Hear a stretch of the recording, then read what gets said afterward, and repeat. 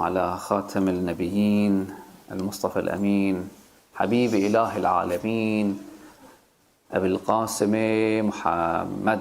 اللهم صل على محمد وآل محمد وعلى آل بيته الطيبين الطاهرين الغر الميامين، لا سيما بقية الله في الأرضين، مهدي هذه الأمة وخاتم الأمة وطاووس أهل الجنة الحجة بن الحسن العسكري، روحي وأرواح العالمين لتراب مقدمه الفداء. قال الله العظيم في محكم كتابه الكريم: أعوذ بالله من الشيطان الرجيم، بسم الله الرحمن الرحيم. لقد من الله على المؤمنين إذ بعث فيهم رسولا من أنفسهم يتلو عليهم آياته ويزكيهم ويعلمهم الكتاب والحكمة وإن كانوا من قبل لفي ضلال مبين. آمنا بالله. صدق الله العلي العظيم. اللهم صل على محمد وآل محمد. I congratulate each and every one of you, brothers and sisters, for the Maba'ath of Rasulullah sallallahu alayhi wa sallam. And one of the interesting books that it's from a scholar called Maliki Tabrizi, the book called Muraqabat, and like watching yourself in regards of what you're doing. And that book brings what you do during the months of the year, right? And when it reached the day of 27th of month of Rajab, which we have a narration that this month is the month of Allah subhanahu wa ta'ala, and the month of Sha'ban is the month of Rasulullah sallallahu alayhi wa sallam, and the month of Ramadan is the month of the Ummah of Rasulullah sallallahu alayhi wa sallam. So he says in that book in regard of not just a'mal of this day and the previous night, but as well to how to test yourself with this day. He says in this day, I'm quoting what he says: يختبر قلبه كيف فرحه بهذا اليوم وسروره، ولو رأى قلبه أن يوما من أيام المسار الدنيوية عنده بمثابة هذا اليوم أو أزيد في الفرح والسرور فليعالج نفسه، فإنه من لثامة النفس وخستها والأنس الطبيعية والصفات البهيمية. He says that a person should test himself to see how important this day is for him, right? And to see if this day is less important to other days to him, then he needs to review himself. And with this, I think it's really important for us to observe and to know the greatness of this day, because as we commemorate the start of Islam, it's not start of the prophethood of Rasulullah sallallahu alaihi wasallam. Rasulullah was a prophet when he many hadith in both school of thought: kuntu nabiyyan wa adam bayna al-ma'i wat-tin. Right? I was a prophet. There's that in regard of prophethood, the Rasulullah sallallahu alaihi wasallam was a prophet. But here is one thing that to know as well, that Allah subhanahu wa ta'ala, again, this is in both school of thoughts, like the meaning of this, that Allah subhanahu wa ta'ala created this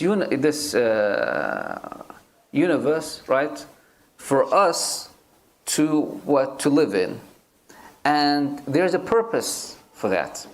The purpose is being Islam, and the purpose is لولاك لما خلقت الأفلاك, that if it wasn't for you, Rasulullah, I would not created this universe. And there is a reason. It's not just, maybe that's my a little understanding of this, it's not just Rasulullah sallallahu alaihi wasallam, but the path that Allah subhanahu wa ta'ala chose for us to take, and the words of Rasulullah sallallahu alaihi wasallam to follow, and the way of the worship that he wants from us. So it is this way. If we don't take it, literally, like, what about these other 7 billion people who lives there? How many are the Muslim now? Billion, like maybe billion and a half, or maybe reach 2 billion almost. Let's say 7 billion people, right? 7 billion, what about those?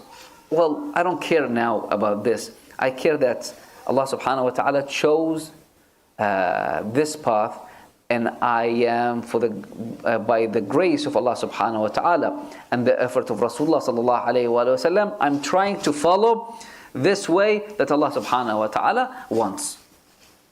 And of course, the Mab'ath, the day of Mab'ath, I am still confused in regard of why some people don't commemorate this day, and they don't hold a significant value to this day. It is at the end the day that we received the words of the revelation. We received the everlasting miracle of Allah subhanahu wa ta'ala, and that is Quran, and the miracle of Rasulullah sallallahu alayhi wa sallam. That is the words that we follow, the words that we recite, the word that we take great value in. And when you see the narration in regard of what the revelation, how it came, of course, there's a difference between two schools of thought in that regard, and I will get to that.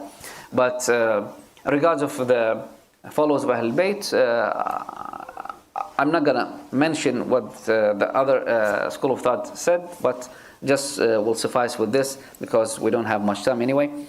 That when Rasulullah sallallahu alaihi wasallam was praying to Allah subhanahu wa ta'ala for a while, when he was 40 years of age, in Ghar Hira, and that in itself, that is something to be amazed by, like in that kind of environment, right?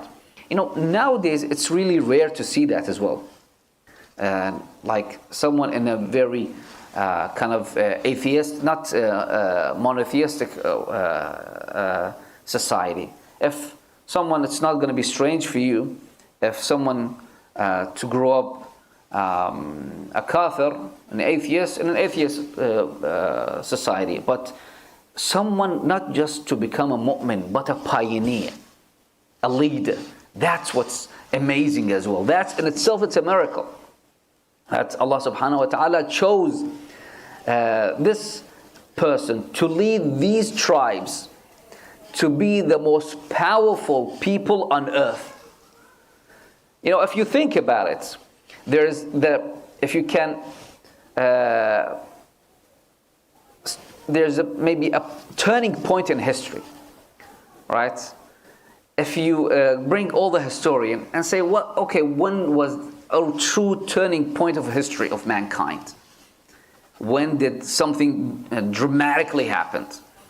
They cannot but see the mission that's a Mab'ath of Rasulullah, the mission of prophethood that Allah subhanahu wa ta'ala bestowed upon the Prophet sallallahu alaihi wasallam. There's a history before, you know, other religion came. They didn't change as much as Islam did. Even they themselves admit, like the European I'm saying here, like Islam was much more advanced than they. And what they received even with the Renaissance, at the time of Renaissance, was because of the Muslim wealth. Even in terms of wealth and all the science and all that was from Islam. And that's not just something to take lightly. Why? Because if you compare the Muslim, the Arab before Islam and after Islam, for just 23 years, in 23 years, I remember reading about like how Malaysia turned themselves around from being a poor country to an advanced country, and not a third world country anymore. And but everything was available there, right? But for a person to turn this whole society, the society that kills each other over a camel, that kills each other over nothing, to a nation that comes and asks Rasulullah, what's the diya of someone if you scratch someone? Imagine, right? How to pay tribute, how to be more generous, how to sacrifice ourselves. Imagine, I mean, truly, someone came. it was the night of he married at night. He got up in the morning, like he went to the war and became shaheed.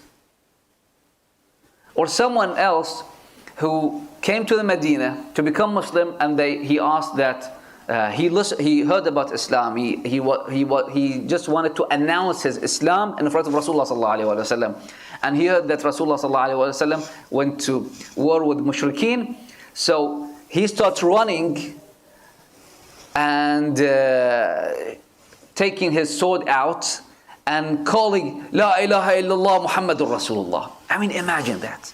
The effect that Rasulullah sallallahu alaihi wasallam had on the soul and the life of the people changed not just their religion, but their way of life as well. The way that from dirty people who live and in desert, who don't have much means of even to be hygienic, to people who wash themselves at least 5 times a day.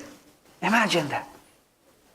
So, and see, Allah subhanahu wa ta'ala, minnah in itself, someone that you say, for example, لا تبطلوا صدقاتكم بالمن والأذى. That if you give sadaqah, like don't say to someone, I gave you sadaqah, and tell people, I gave you sadaqah because of that you owe me something. Allah subhanahu wa ta'ala can say that, not the creation. The creator can say that, not the creation. Right? Allah subhanahu wa ta'ala doesn't say that in a lot of things, right?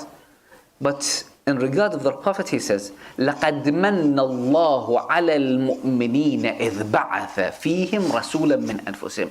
That is a favor that Allah subhanahu wa ta'ala bestowed among the believer that brought a prophet from among themselves.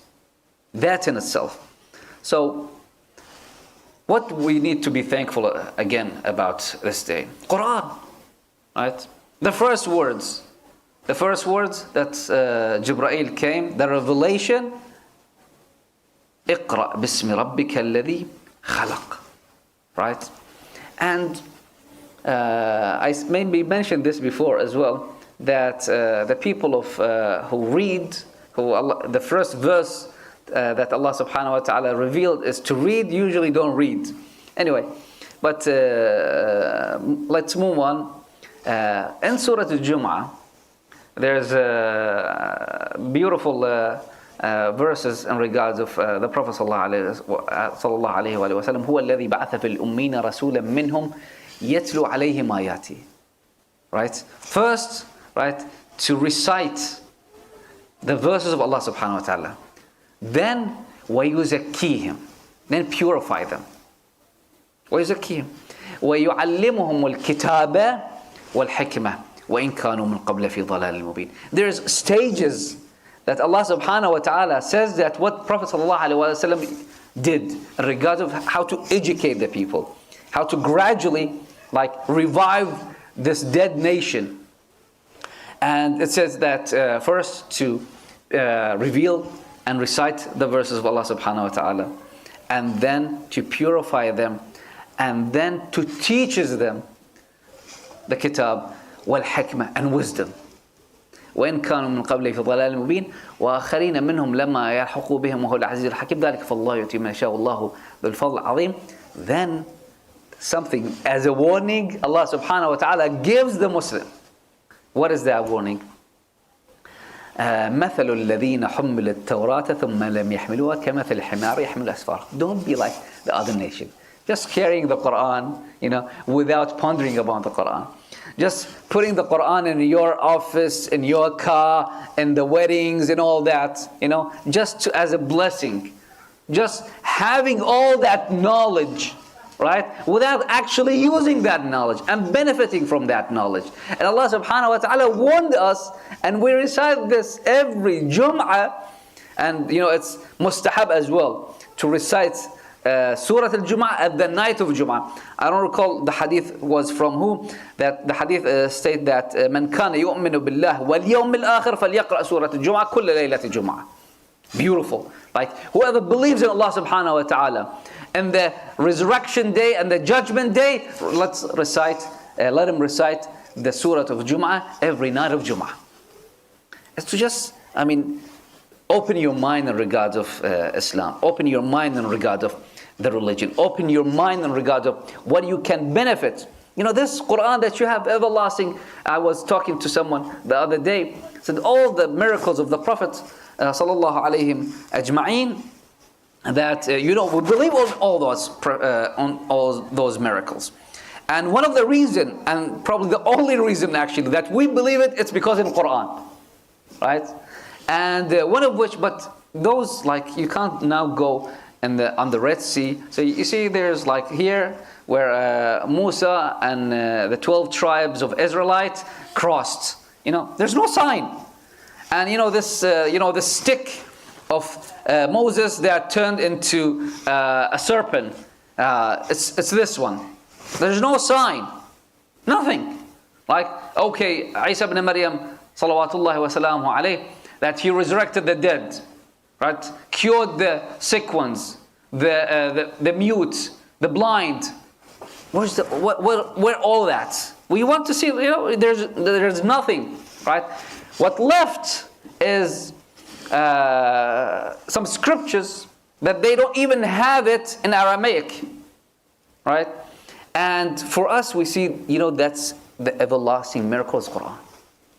The everlasting miracle that we can present to the world, and still people are blind in this regard. I'm talking about Muslim, I don't care about non-Muslim. Let them be. But for the Muslim, the first verse was Iqra bismi rabbika alladhi khalaq. Iqra, like read, right? And we, of course, as we glorify the name of our Prophet Muhammad sallallahu alayhi wa sallam, Allahumma salli ala Muhammad wa ali Muhammad. When we recite the du'as and the ziyarah of on this day, but as I mentioned, there's a particular ziyarah that it's very interesting, and the meanings of that ziyarah gives us some clarification of what actually we need to do and what actually we need to ask Allah subhanahu wa ta'ala. And that is Dua al-Tajalli al-A'zam that I mentioned previously. That we ask Allah subhanahu wa ta'ala, Allahumma inni as'aluka bit-Tajalli al-A'zam. Oh Allah, I beseech you in the name of the grandest manifestation. Okay, what's this manifestation of Allah subhanahu wa ta'ala? Some scholars said the manifestation of Allah subhanahu wa ta'ala was in the Prophet and in the Quran itself. That's manifestation of Allah subhanahu wa ta'ala. في هذه الليلة من الشهر المعظم. And we started asking Allah subhanahu wa ta'ala of things, and until we say in this dua, sallallahu alayhi wa Muhammad, Allahumma salli ala Muhammad wa ali Muhammad. That yes, looking for the yes, sallallahu alayhi Muhammad wa ali Muhammad. Allahumma salli ala Muhammad wa ali Muhammad. So the dua you can go through again. And one of the passages of this dua that says, وَتَفَضَّلْ عَلَيْنَا بِجَمِيعِ حَوَائِجْنَا لِلدُّنْيَا وَالْآخِرَةِ. Grant us our needs for this world and the hereafter. وَابْدَأْ بِآبَائِنَا وَأَبْنَائِنَا. Let's start, right, with our fathers and our lineage and our kids, our children. وَجَمِيعِ إِخْوَانِنَا الْمُؤْمِنِينَ. When you ask for something good, ask for all the mu'mineen and mu'minat. When you ask for wealth, ask for all the mu'mineen and mu'minat. We have that in hadith, that Islam, it's a religion of not just individuals. We do things usually like great occasions, like we the celebrations, and like, for example, the ziyarah, the hajj, right? Hajj you do with others as well. And you ask Allah subhanahu wa ta'ala not just for yourself. One of the, I think, secrets of the Muslim being successful, they start being selfless. They start being selfless. Like, you start sharing with each other. Someone came to Imam Sadiq, if I'm not mistaken, and asked him, Ya Ibn Rasulullah, right, we are a good Shia of you. He said that, okay, do you let your brother put his hand in your pocket and take whatever he wants? He said, no, we don't.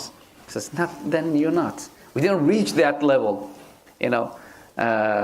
So maybe someone gonna come and put his hand in my pocket and says, why don't you follow? Why I didn't reach that level of Islam as well. But anyway, that we start to ask Allah subhanahu wa ta'ala for the dunya, for the akhirah, for the health, for the wealth, for the well-being of ourselves, for our children, and then we ask for this وجميع إخوان المؤمنين في جميع ما سألناك لأنفسنا. That everything that I ask for myself, I ask for my brothers and sisters as well in faith.